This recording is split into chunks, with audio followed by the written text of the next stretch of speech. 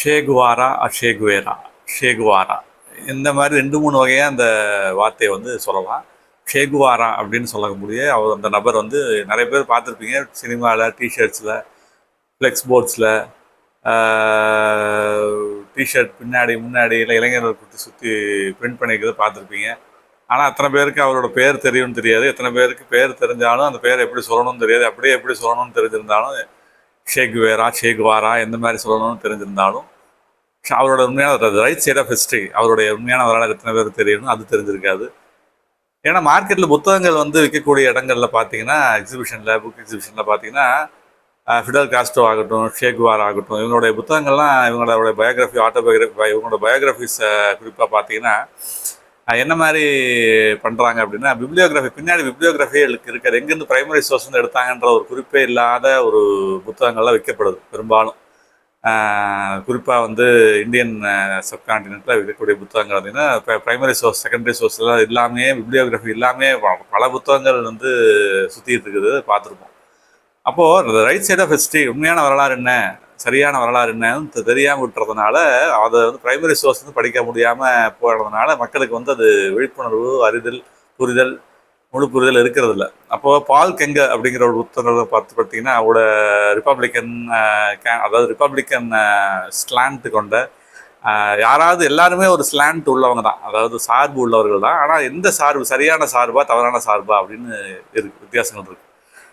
பால் கெங்கரோட books வந்து பார்த்திங்கன்னா research books, main stream புத்தகங்களில் அவருடைய புத்தகங்களும் வந்து குறிப்பாக காம்யூனிஸ்ட் ரெஜிம் இதிலலாம் வந்து எப்படி நடந்துச்சு, என்ன நடந்துச்சு, இந்த மாதிரி அலெக்சாண்டர் சோல்ஜனிசன் இவங்கெல்லாம் என்ன பண்ணாங்க, அவர் அலெக்சாண்டர் சோல்ஜனிசனோ குரூஷேவோ எல்லாம் என்ன எப்படி வெளியில் சொன்னாங்க விஷயங்களை, யாரோட விஷயங்களை, காம்யூனிஸ்ட் சோவியத் யூனியன் விஷயங்கள் எப்படி சொன்னாங்க, கியூபன் மிசைல், அதாவது கியூபன் ரெவல்யூஷனரி ஷேகுவாரா அப்படின்னு சொல்லிக்கக்கூடிய அவரை பற்றியோ ஃபிடல் காஸ்ட்ரோ பற்றியோ எப்படிலாம் அவங்க வந்து சொல்லியிருந்தாங்க அப்படிங்கிறதெல்லாம் சரியான வரலாறை படிக்கும்போது தான் தெரியும்.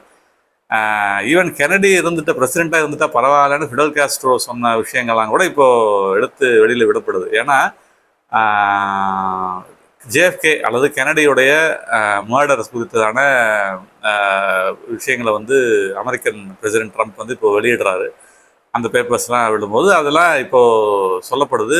அது ரிசர்ச் வந்து அதுக்குடைய அதனுடைய எக்ஸாமினர்ஸ் வந்து அதை சொல்கிறாங்க. அதே மாதிரி பால் கெங்க புக்ஸ் சொன்னோம் இல்லையா, ஷேகுவாரா, ஃபிடல் காஸ்ட்ரோ பற்றிலாம் போகும்போது ஷேகுவாராவோட பற்றி பார்க்கும்போது குறிப்பாக ஃபிடல் காஸ்ட்ரோ அவரும் ஒன்றா இருந்தாங்க.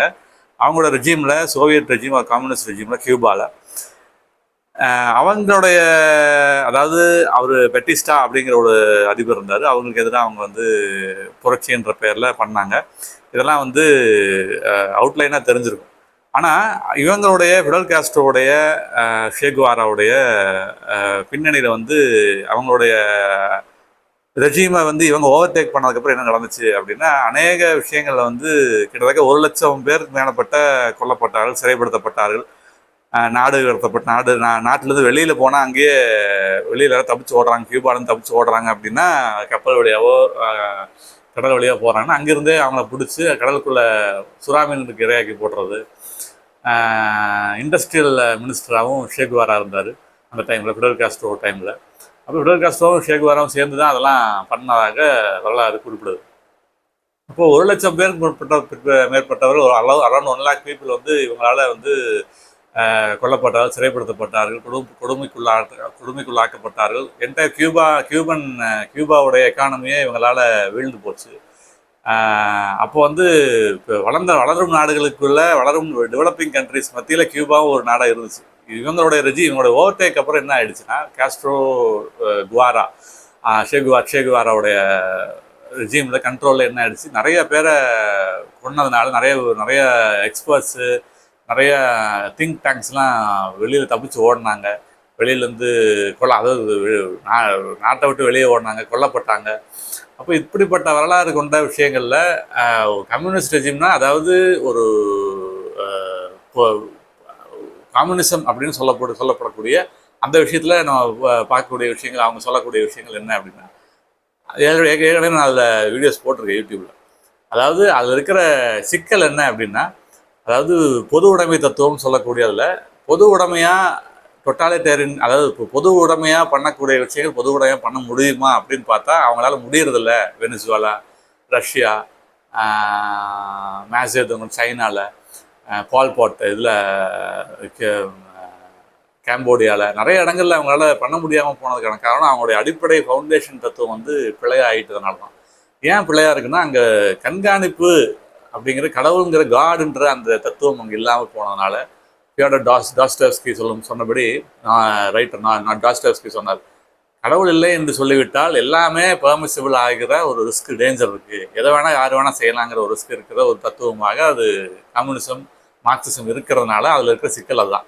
அப்போது 1,00,000 பேர் பட்ட அரௌண்ட் 1 lakh பீப்புள் பாதிக்கப்பட்டாங்கன்ற மாத்திரம் இல்லை, பொதுவுடைமை தத்துவத்தில் இருக்கிறவங்க அந்த அந்த அரசாட்சி, அங்கே இருக்கிற அரசாட்சிக்கு எதிராக போராடி என்ன பண்ணுறாங்க, அதை வீழ்த்தும் போது என்ன ஆகிடுதுன்னா, இவங்க அந்த மாளிகையில் எடுக்கிறதும், ஷேகுவாரெல்லாம் அப்படி எடுத்தார்.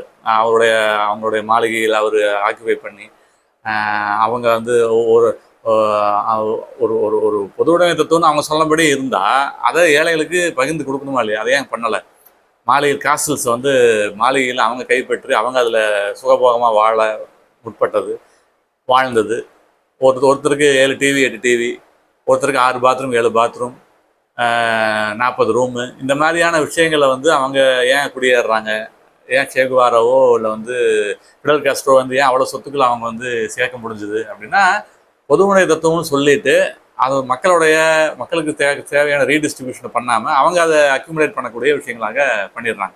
அப்போ ஏன்னா கடவுளுங்கிற பயமோ, கடவுளுங்கிற எண்ணமோ, அந்த பயமோ, அந்த மரியாதையோ, அக்கௌண்டபிலிட்டி டு காட் அப்படிங்கிற ஒரு ஒரு லாஜிக்கல் திங்கிங் இல்லாமல் போனதுனால தான் அது பெரிய பிரச்சனையாக அது சோவியத் யூனியனில், கம்யூனிஸ்ட் நாடுகளில் இருக்கக்கூடிய சிக்கலாகவே இருக்குது. அப்போ கியூபாவும் எக்கானமியில் ரொம்ப கீழே போயிடுச்சு. அதேமாதிரி அவர் டாக்டர்னு சொல்லப்படக்கூடிய ஒரு விஷயம், யார், சேகுவாரா டாக்டர் தொழிலை விட்டுட்டு வந்து புரட்சி செஞ்சார். அப்படி இல்லை, அவர் டாக்டர் தொழிலை விடல. அது எந்த கிரெடிபிள் டாக்டர் சர்டிஃபிகேட் டிகிரியும் அவர்கிட்ட இருந்ததாக சான்று கிடையாது, எவிடன்ஸ் கிடையாது.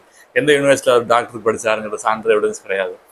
அப்போது நிறைய பேர் அது தெரியாமல் அவரை வந்து உண்மையாக ரெவல்யூஷனரி நினச்சிட்றாங்க. ஆனால் அவருக்கு வந்து அவங்க எதிரிகள் வந்து அவர் யார் எதிரிகள் நினச்சாரோ அவங்க சரண்டர் ஆகும்போது கூட அவங்கள கொடுமைப்படுத்தி கொண்டதோ, இல்லை வந்து இரக்கமின்றி அவரோட வீட்டுக்கு அவங்களோட குடும்பத்துக்கு தெரிவிக்காமல் கொண்டதோ, நிறைய விஷயங்கள் இரக்கமில்லாமல் செய்த விஷயங்கள்லாம் படிக்கும்போது ரொம்ப அவங்களுடைய பதிவுகளை, அவங்களுடைய வரலாறை பார்க்கும்போது ரொம்ப வேதனையாக இருக்கும்.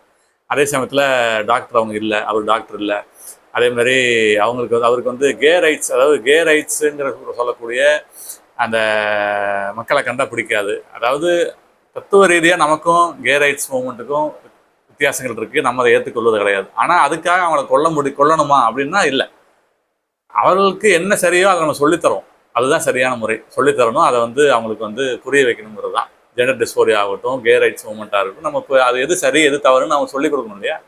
அதை செய்யாமல் என்ன பண்ணிடுது, அவங்கள வந்து அதாவது அவங்க இருக்கவே கூடாது, அவங்களோட அடையாளமே இருக்கக்கூடாதுன்னு அழிக்கக்கூடிய ஒரு சுபாவம் இருக்கக்கூடியதாக வரலாற்று ஆசிரியர்கள் சொல்கிறாங்க. பால் கெங்கே போன்ற ஹிஸ்டாரியன்ஸ். அதே மாதிரி பிளாக் பீப்புள் இருக்காங்க, ஆஃப்ரிக்கன்ஸ் வந்து பிளாக் பீப்புளை வந்து அவருக்கு பிடிக்கவே பிடிக்காது, அவங்க இருக்கவே கூடாதுன்னு சொன்ன பதிவுகள்லாம், அவர் சொன்ன சேகுவாரா சொன்ன பதிவுகள்லாம் குறிப்பிட்டு காட்டுறாங்க. அப்போது பால் கெங்கே புக்ஸ், இந்த மாதிரியான மெயின் ஸ்ட்ரீமான நியல் ஃபெர்கியூசன், இந்த மாதிரி மெயின் ஸ்ட்ரீமான ஹிஸ்டாரியன்ஸ் வரலாற்று ஆசிரியர்கள் படிக்கும் பொழுது தான் இளைஞர்களுக்கும் மக்களுக்கும் புரியும் யார் உண்மையான ரெவல்யூஷனரி. மார்ட்டின் லூதருக்கும் சேகுவாராக்கும் எவ்வளோ வித்தியாசம் இருக்குது. அடுத்தவளை அழிப்பது புரட்சி அல்ல, அடுத்தவளை உருவாக்குறது தான் புரட்சி அப்படிங்கிறது தான் ரெஃபார்மேஷன். அதான் மார்ட்டின் லூதர் போன்ற சிறந்த மனிதர்கள் செய்யக்கூடிய, கிறிஸ்தவ மனிதர்கள் செய்து கொண்டிருக்கின்ற உதாரணமாக இருக்கக்கூடிய ரெவல்யூஷனரி மூவ்மெண்ட்ஸ் வந்து உண்மையானவே ரெவல்யூஷனரி மூவ்மெண்ட்ஸ். அதுதான் வரலாற்றை நம்ம கூர்ந்து கவனிக்கணும்.